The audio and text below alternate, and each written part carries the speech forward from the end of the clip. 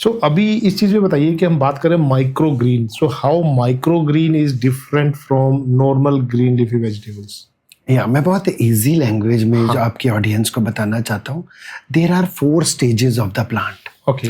जब किसान सीड सो करता है तो हमारे पेरेंट्स भी हमें स्प्राउट्स खिलाया करते थे। स्प्राउट्स आ जाते हैं 2-3 दिन में, हरी मूंग। और हम सब्जियों की बात कर रहे हैं। स्प्राउट्स पहली स्टेज होती है, ठीक है। सेकंड स्टेज होती है माइक्रो ग्रीन्स, थर्ड स्टेज होती है बेबी ग्रीन्स, और फोर्थ स्टेज होती है मेच्योर वेजिटेबल। तो स्प्राउट्स के बाद वाली जो स्टेज होती है माइक्रो ग्रीन्स वाली, जब हम देखते हैं एक स्टेम और 2 कोटिलेडन लीव्स हमें दिखाई देने लग गई, 2 पत्ते और एक स्टेम दिखाई देने लग गई, at this particular stage of the vegetable has 4 to 40 times more nutrition than the mature vegetables. उसके थर्ड स्टेज होती है बेबी ग्रीन्स, जब 3, 4, 5 पत्ते आने शुरू हो जाए तो ग्रेजुअली उसकी न्यूट्रिशनल वैल्यू भी कम होनी स्टार्ट हो जाती है, और मेच्योर वेजिटेबल्स की तो जो हम खाते ही हैं। बट इस स्टेज पे जो माइक्रो ग्रीन्स वाली स्टेज होती है, इसको हमने कुक नहीं करके खाना, इसको हमने रॉ खाना है, कच्चा खाना है। अगर हम कच्चा खाएं, अगर इसको हीट टच करवा दी तो इसकी न्यूट्रिशनल वैल्यू खत्म हो जाएगी। Okay. सो सब्जी के ऊपर, दाल के ऊपर, रायता के ऊपर, सैंडविच के ऊपर, सैलेड के ऊपर अगर हम इसको गार्निश करके खाएं जैसे हम धनिया खाते हैं, so over the period of time will feel like much high energy levels because सारे विटामिन इसमें हैं। So these all are micro greens. This is the miniature of the vegetables. That is amazing. ये basic सी चीजें मतलब हम लोगों को पता भी नहीं है। यस। तो ये अब मुझे एक चीज समझ नहीं आई आपको कि ये जो इंसिडेंट्स आपकी लाइफ में हुए, लेकिन ये कैसे डिसाइड हुआ कि this is the thing which I should do? Long story short, I will cut it short. 2011 में मैं अमेरिका गया था, हवाई। एक छोटा सा आइलैंड है अमेरिका के, उसमें ही आता है।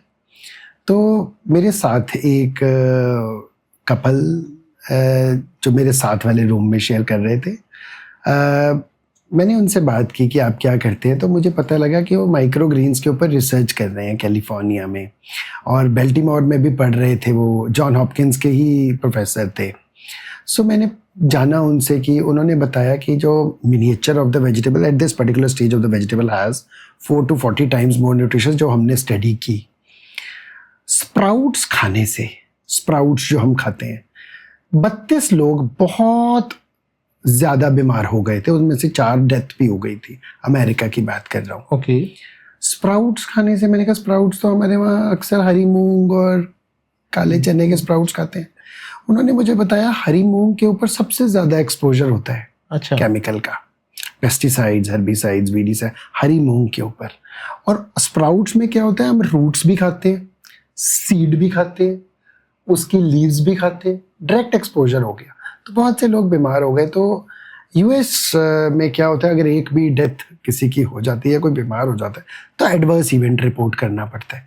तो उन्होंने असाइनमेंट दी थी बड़ी बड़ी एजुकेशनल इंस्टीट्यूट्स को कि what is the next option we have. So Maryland university की एक स्टडी है, उन्होंने 25 माइक्रो ग्रीन्स को सिलेक्ट किया। उन्होंने ये सारा चीज़ मुझसे शेयर कर रहे थे।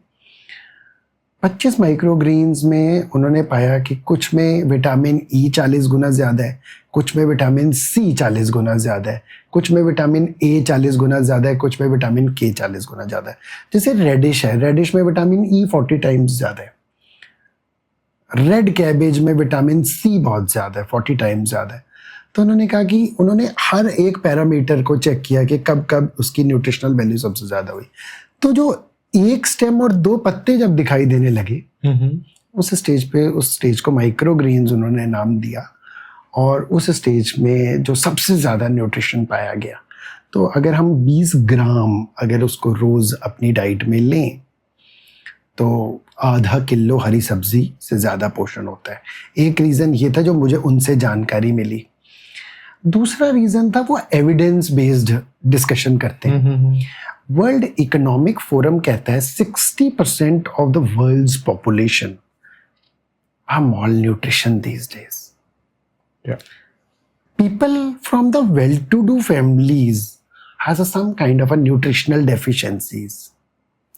वर्ल्ड हेल्थ ऑर्गेनाइजेशन कहता है 400 grams of fruits and vegetables should be in our diet on a daily basis. With this, we can prevent all such non-communicable diseases like cancer, diabetes, neurological disorder, cardiovascular disease by 90%. But the food has to be locally grown. Food has to be non-genetically modified. Number 3, food has to be raw in nature. कच्चा सब्जी. Indian council of medical research कहता है पूरे दिन में जितना खाना खाना है उसका 50% जो पोर्शन है वो हरी सब्जी और फल फ्रूट होने चाहिए, और बाकी 50% डेयरी प्रोडक्ट्स हो गया, दालें हो गई, चावल, कनक, आटा, नट्स, घी, ये सारी चीज़ें होनी चाहिए. But 50%, with this we can prevent all such non communicable disease by 90%. But as an entrepreneur, हम जो बिजनेसमैन होते हैं और एंटरप्रेन्योर की अंदर एक थिन लाइन डिफरेंस होता है. बिजनेसमैन का मतलब होता है यहाँ से सामान लिया, पैसा कमाया और आगे बेच दिया. एंटरप्रेन्योर का मेन मकसद होता है सोसाइटी में क्या गैप्स हैं उनको फिल करना. तो मैंने जो खुद ने देखा, मैंने कहा ये तो समाज की ज़रूरत है. 20 ग्राम अगर मैं माइक्रोग्रीन्स अपने खाने पे रोज़ डालूं, दैट इज़ इक्वलेंट टू आधा किलो हरी सब्जी. और जो सब्जी, इंडिया इज़ द कृषि प्रधान देश. We are proudly telling to the world we are कृषि प्रधान. But you will be surprised to know India is the Krishi Pradhan Desh, but we are dependent on only 5 states: UP, Bihar, Maharashtra, Madhya Pradesh और बंगाल. जो हरी सब्जी आपकी plate में आती है या मेरी प्लेट में आती है या किसी के भी पास जाती है, डिफरेंट, पूरे India is a big country.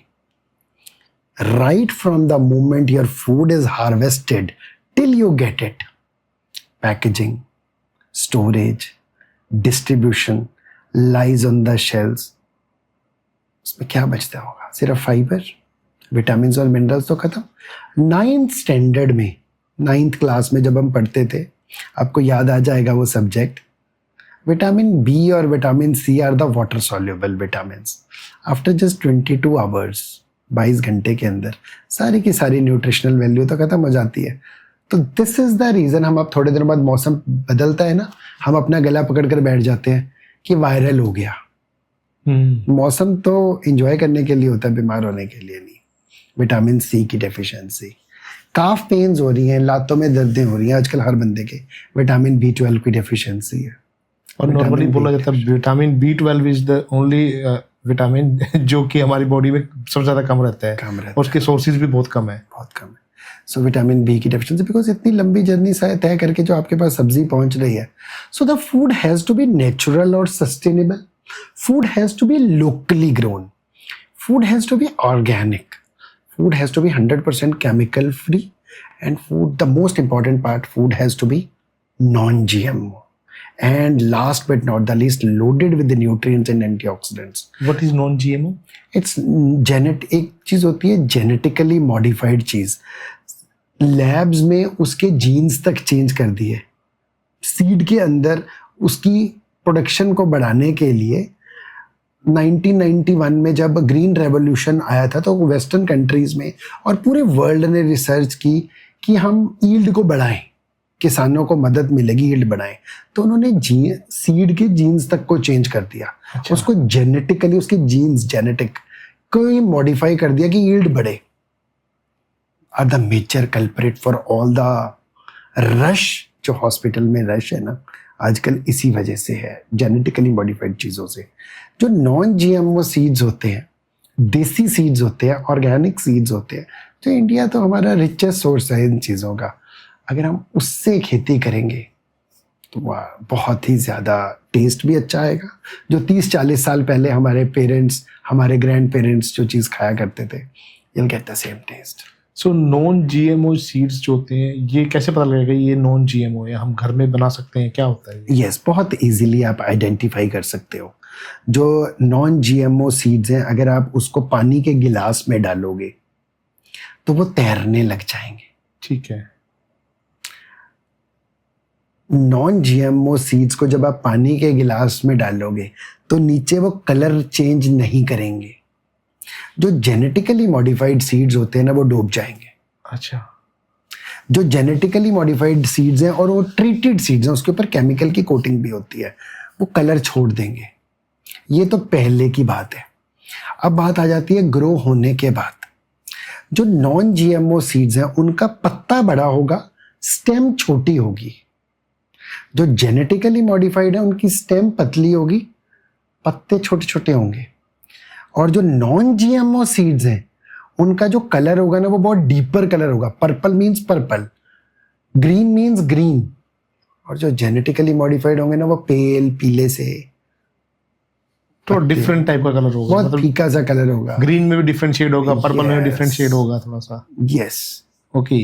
तो ये इजीली यू कैन आइडेंटिफाई, अगर मैं लेमैन लैंग्वेज की बात करूँ। अदरवाइज तो फिर रिसर्च लैब्स में हमें वो टेस्ट करने पड़ते हैं कि ये जेनेटिकली मॉडिफाइड है। ओके, तो अभी ये मतलब क्या है कि जो नॉन जीएमओ सीड है ये मार्केट में हमें इजीली अवेलेबल हो जाएगा? नॉन जीएमओ सीड्स का भी कई बार नहीं अवेलेबल होता। बहुत सी कंपनीज क्लेम तो करती हैं कि हमारे पास नॉन जीएमओ सीड्स हैं, बट हमने क्या किया, किसानों को एजुकेट किया, किसानों को नॉलेज दी कि किसान हमारे लिए, हमारे हिंदुस्तान के किसान हमारे लिए ये चीज़ प्रोड्यूस करें और नॉन जीएमओ ऑर्गेनिक देसी सीड्स हमारे लिए दें। हम जो अपने माइक्रोग्रीन्स ग्रो करते हैं हम उसी से करते हैं।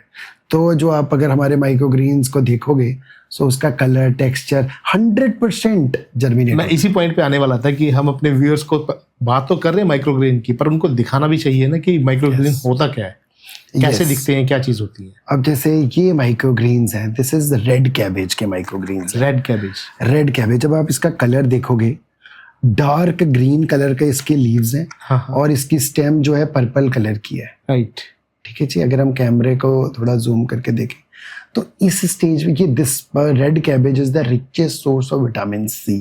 40 टाइम्स इसके अंदर विटामिन सी ज्यादा है okay, compare to mature vegetable.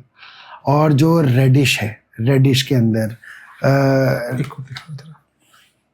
Manpreet दूसरा देना। इसको हमने वैसे तोड़ के बस ये खाना है अपने। इसका स्टेम और cotyledon leaves are the edible one. अब जैसे ये रेडिश है, रेडिश मतलब ये पिंक रेडिश है हमारी, इसके जो लीव्स हैं वो ग्रीन कलर के हैं और जो स्टेम है वो पर्पल कलर की है। अब देखिए इसका पत्ते का साइज कितना बड़ा है और स्टेम कितनी थिक है, कितनी थिक स्टेम है। राइट, जो नॉन जीएमओ होंगे वो बहुत पतले से होंगे, वो गिर जाएगा इससे। और इसका जो टेस्ट होगा वो बहुत ही ज़्यादा, 30-40 साल पहले जब मम्मा मटर चीरती होती थी या मूली चीरती हम उठाकर खा लेते थे, वो टेस्ट आएगा आपको। तो एक बार अगर जैसे ये पौधा लग गया, ये जैसे ये बन गया हमारा, ठीक, माइक्रोग्रीन्स हमारे रेडी हो गए हैं, तो क्या रीग्रो भी होते हैं या एक बार हो गया देन इट्स डन? नहीं, सीड के अंदर इतना न्यूट्रिशन होता है कि वो माइक्रोग्रीन वाली स्टेज तक पैदा हो जाते हैं। Okay. उसके बाद रीग्रो नहीं होते। हमने उसकी भी वैलिडेशन करवाई थी।